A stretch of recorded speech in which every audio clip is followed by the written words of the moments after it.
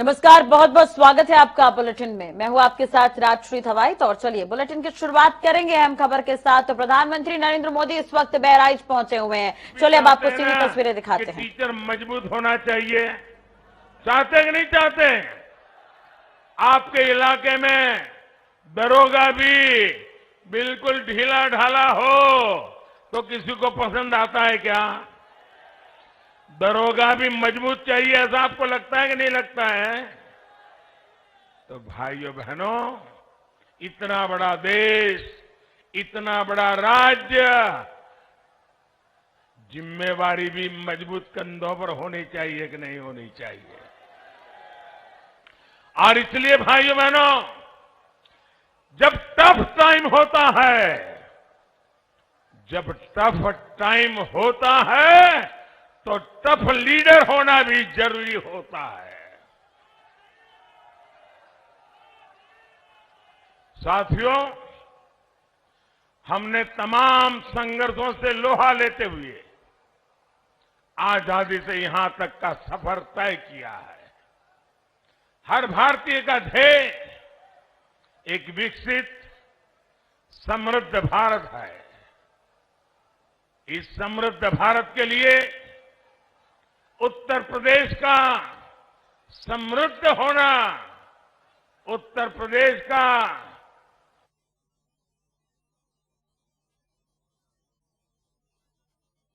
विकसित है। फिर आपके सामने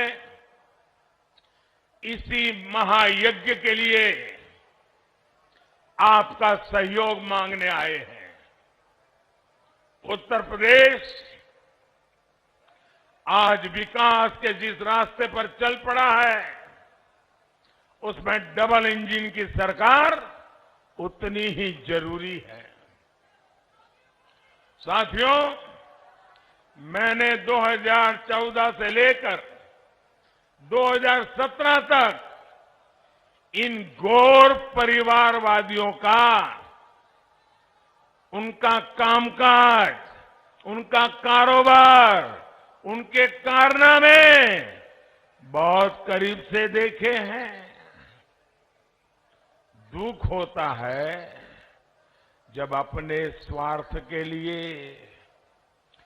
गौर परिवारवादियों की सरकारें जनता के हित को ही स्वाहा कर देती है। 2017 से पहले बस्ती, गोंडा, बहराइच, बलरामपुर के लोगों ने भी बहुत भेदभाव झेला था कि नहीं झेला था? आपके साथ भेदभाव होता था कि नहीं होता था? अब योगी जी की सरकार पिछले 5 सालों से हर वो प्रयास कर रही है जो आपके जीवन में सहूलियत ला सके, जो गरीब को सम्मान दे सके। और निश्चित तौर पर इसमें बहुत बड़ी बाधा थी यूपी की बिगड़ी हुई कानून व्यवस्था। बीते 5 साल में भाजपा सरकार यहां की कानून व्यवस्था को पटरी पर ले आई है।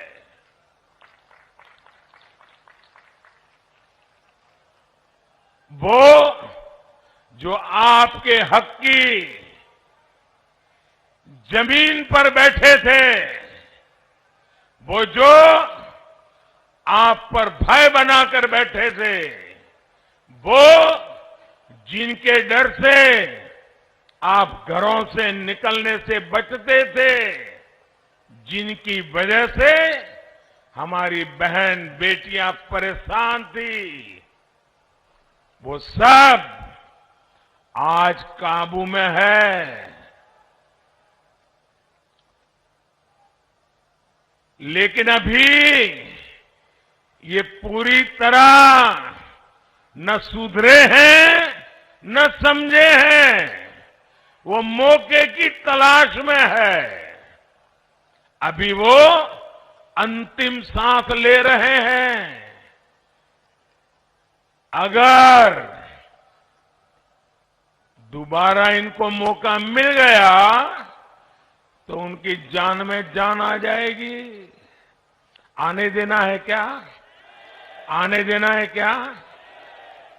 भाइयों बहनों, ये जो समझ नहीं रहे हैं, अभी भी सुधरे नहीं है, अभी भी आखिरी सांस ले रहे हैं और बदले का भाव लेके बैठे हैं, उनको दोबारा खड़े नहीं होने देना है। साथियों, भाजपा सरकार के प्रयासों की वजह से अब उत्तर प्रदेश में डर का माहौल दूर हो रहा है और डर उनको लग रहा है जो दशकों तक निर्दोषों को डराते रहते थे, वो आज डर के मारे कांप रहे हैं। आपके लिए आगे बढ़ने के रास्ते खुल रहे हैं, नए रास्ते बन रहे हैं। आप बच्चे को अच्छी शिक्षा देना चाहते हैं, इसलिए भाजपा सरकार स्कूलों की स्थिति सुधार रही है। आप अपने बच्चों को उच्च शिक्षा देना चाहते हैं, इसलिए भाजपा सरकार हर जिले में मेडिकल कॉलेज खोल रही है, नए इंजीनियरिंग संस्थान बना रही है, आईटीआई पॉलिटेक्निक में सीटें बढ़ा रही है। आप अपनी दुकानदारी करना चाहते हैं, अपना कारोबार शुरू करना चाहते हैं, इसलिए भाजपा सरकार मुद्रा योजना के जरिए आपको बैंकों से आर्थिक मदद दे रही है। स्टार्टअप योजना के जरिए आपको पैसा दे रही है। आप चाहते हैं कि इलाज पर खर्च कम हो, बेहतर इलाज की सुविधा मिले, इसलिए भाजपा सरकार आयुष्मान योजना के तहत 5 लाख रुपए तक के मुफ्त इलाज की सुविधा दे रही है। गांव देहात में भी हेल्थ और वेलनेस सेंटर बनवा रही है। सामान्य मानवी के जीवन के हर पड़ाव, उसकी हर जरूरत, उसको ध्यान में रखकर हमारी सरकार योजनाएं लागू कर रही है। और ये सब काम बिना भेदभाव हो रहा है, बिना तुष्टीकरण किए हो रहा है। और यही तो है सबका साथ, सबका विकास, सबका विश्वास और सबका प्रयास। तो बहराइच में प्रधानमंत्री नरेंद्र मोदी जनसभा को संबोधित कर रहे हैं और जो उपलब्धियां गिनाने की कोशिश कर रहे हैं और विपक्ष पर निशाना साधा है उन्होंने। योगी सरकार ने गरीब को सम्मान दिया, ये तमाम बातें वो कहते हुए नजर आ रहे हैं। चलिए बात कर लेते हैं इस वक्त की बड़ी खबर की, जो कल से है। बूथ नंबर 266 पर दोबारा मतदान होगा। इलेक्शन कमीशन के वेबकास्टिंग में दिखा था अनाधिकृत व्यक्ति रिटर्निंग ऑफिसर की आख्या के बाद निर्णय लिया गया है और रिटर्निंग ऑफिसर की आख्या के बाद ये निर्णय लिया गया। आपको बता दें कि बहुत सारी शिकायतें की गई थी, लेकिन 266 बूथ क्रमांक में अनियमितता बढ़ती गई है, इसकी पुष्टि की गई है, जिसके बाद अब यहां पर दोबारा मतदान होगा। ज्यादा जानकारी और अपडेट के लिए बात करेंगे लखनऊ से संवाददाता अनूप कुमार हमारे साथ जुड़े हुए हैं। अनूप, पूरी जानकारी आपसे चाहेंगे। बहुत सारी शिकायतें की गई थी, काफी अनियमितता देखने को मिली थी, लेकिन बूथ नंबर 266 में पुष्टि हुई है कि यहां पर बाकी अनियमितता हुई है। तो ऐसे में अब आगे क्या कुछ दोबारा मतदान होना है? देखिए, करहल चूंकि बहुत ही इंपॉर्टेंट उत्तर प्रदेश में तीसरे चरण में मतदान था, क्योंकि अखिलेश यादव समाजवादी पार्टी के राष्ट्रीय अध्यक्ष हैं, वो चुनावी मैदान में थे, उनकी भी इज्जत दांव पर लगी थी। भाजपा में केंद्रीय मंत्री वर्तमान में है और भाजपा की तरफ से प्रत्याशी थे एसपी सिंह बघेल, वहां से चुनाव लड़ रहे थे। ऐसे में भाजपा की तरफ से कई शिकायतें की गई थी कि कहीं न कहीं कुछ जो बूथ कैप्चरिंग या फिर वहां पर गड़बड़ मतदान किया जा रहा है लगातार। हालांकि इलेक्शन कमीशन भी उस पर नजर बनाए रखा था और लगातार वेबकास्टिंग के जरिए से लखनऊ से मॉनिटरिंग भी की जा रही थी। जो भाजपा की तरफ से शिकायत की गई थी कि वहां पर अनाधिकृत लोग भी पोलिंग बूथ पर पहुंचे हुए हैं, उसके रेंज के अंदर आ रहे हैं, उनको वहां पर नहीं होना चाहिए, जो चुनाव वहां पर प्रभावित हो रहा है, ये तमाम आरोप लगाए गए थे। आयोग की जो रिपोर्टिंग है, अब जो ऑफिसर है वहां से उनकी व्याख्या मांगी गई थी कि क्या वजह थी वहां पर जो शिकायत मिली है, इस पे व्याख्या दीजिए। तो उन्होंने वो वेबकास्टिंग के जरिए जो देखा है कि वहां पर अनाधिकृत लोग वहां पर मतदान स्थल के पास वहां पर खड़े थे। इस वजह से आयोग ने निर्णय लिया है कि इस जो 266 बूथ संख्या है करहल विधानसभा की, उस पर दोबारा मतदान हो और 23 तारीख को दोबारा मतदान कराया जाएगा। चलिए, एक तरह से देखा जाए तो भाजपा प्रत्याशी है एसपी सिंह बघेल, जिन्होंने ये शिकायत की थी। हालांकि इसे लेकर वो पहले भी विरोध जता रहे थे कि लगातार जो है वो बूथ कैप्चरिंग को लेकर वो शिकायत कर रहे थे। तो अब आगे इस तरह की स्थिति पैदा ना हो तो एहतियातन अब कहीं ना कहीं सावधानी बरतने की आवश्यकता है। लेकिन दूसरी तरफ अगर ये शिकायत हुई है, कंप्लेन हुई है, तो क्या इस पर किस तरह की कार्रवाई भी हो सकती है? अब दोबारा मतदान तो होंगे ही, लेकिन उसके अलावा जो जिम्मेदार हैं। देखिए, मुख्य निर्वाचन अधिकारी अजय कुमार द्विवेदी का कहना है इस मतदान में जो भी करहल में जो घटनाक्रम हुआ है, जिसकी वजह से दोबारा मतदान हो रहा है, वो दोषी जो लापरवाही अधिकारियों की रही है उन पर भी कार्रवाई की जाएगी। क्योंकि वहां पर जिस तरीके से हालांकि जो क्रिटिकल जो बूथ मतदान केंद्र होते हैं वहां पर आयोग वेबकास्टिंग कराता है और साथ ही साथ रिटर्नर ऑफिसर भी वहां पर मौजूद रहते हैं। यानी कहीं न कहीं उन अधिकारियों की लापरवाही रही है, जिस वजह से वो अनाधिकृत लोग वहां पर पहुंच जाते हैं। वहां पर इस वजह से यहाँ पर दोबारा मतदान, चूंकि शिकायत हुई थी, इस वजह से आयोग ने निर्णय लिया है अब दोबारा पुनरावृत्ति न हो। इसी वजह से आयोग ने कार्रवाई भी करेगा उन लापरवाह अधिकारियों पर और दोबारा इस पर संज्ञान भी लेगा कि जो चौथे चरण का मतदान है, पांचवें चरण का मतदान है, इस तरीके से दिक्कतें ना आवे। वाकई, और 64 बूथों पर गड़बड़ी की शिकायत हुई थी, लेकिन 266 जो कि जसवंतपुर बूथ है जहां पर ये शिकायत जो है वो सही मानी गई।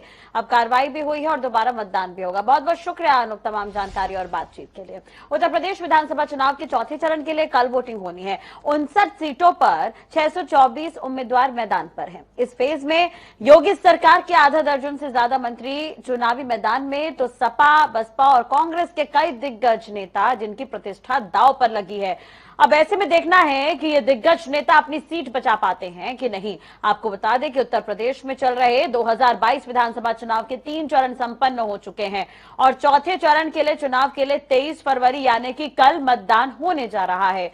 लखनऊ पूर्वी विधानसभा सीट को बीजेपी का मजबूत गढ़ माना जाता है। 1991 से लेकर 2017 तक बीजेपी जीत दर्ज करती आ रही है। बीजेपी से आशुतोष टंडन एक बार फिर से चुनावी मैदान में है। तो सपा की अगर हम बात करें तो अनुराग भदौरिया मैदान में है। कांग्रेस के ने छात्र नेता रहे मनोज तिवारी और बीएसपी के आशीष सिन्हा इस जगह से ताल ठोक रहे हैं। ऐसे ही लखनऊ कैंट सीट पर बीजेपी से ब्रजेश पाठक को उतारा गया है, जो योगी सरकार में कैबिनेट मंत्री हैं, जबकि सपा ने राजू गांधी को प्रत्याशी बना रखा है। लखनऊ की high profile seat Sarojini Nagar पर सभी की निगाहें हैं। बीजेपी ने इस सीट पर मौजूदा विधायक स्वाति सिंह का टिकट काटकर ईडी के ज्वाइंट डायरेक्टर राजेश्वर सिंह को उतारा है, जिनके सामने सपा ने पूर्व मंत्री अभिषेक मिश्रा को उतारकर मुकाबले को और भी दिलचस्प बना दिया है।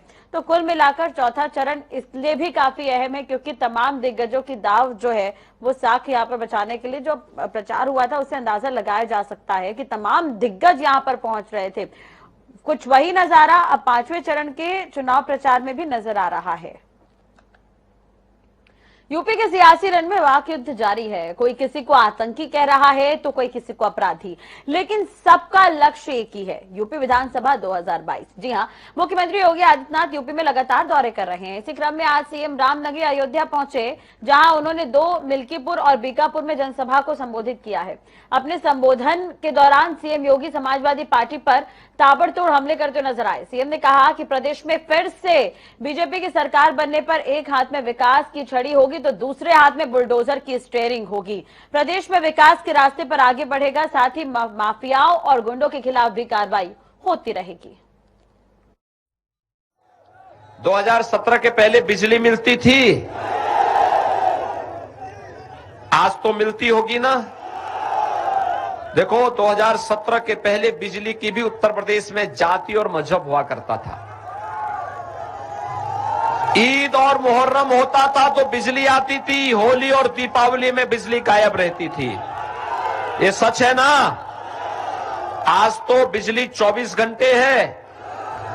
और भाइयों बहनों, अयोध्या का दीपोत्सव भी सबकी समझ में आ रहा है ना कैसे दीपावली होता है। गरीब के घर में मिट्टी के दीपक बनते हैं और उसको जब खरीद करके दीपक जलाया जाता है तो पूरी दुनिया जगमगाती है अयोध्या के साथ में। याद करिए, समाजवादी पार्टी की जब सरकार आई थी उसने पहला निर्णय क्या लिया था? आतंकवादियों को छोड़ने का। बीजेपी का हाथ अन्नदाता किसानों के साथ, बीजेपी का हाथ बेटियों की सुरक्षा के साथ, बीजेपी का हाथ गौ माता की रक्षा करने के साथ, लेकिन समाजवादी पार्टी का हाथ आतंकवादियों के साथ। उत्तर प्रदेश विधानसभा चुनाव 2022 को लेकर बीजेपी का चुनाव प्रचार अभियान काफी जोरों पर है। केंद्रीय गृह मंत्री अमित शाह ने आज प्रतापगढ़ और प्रयागराज जिले में जनसभा को संबोधित किया है।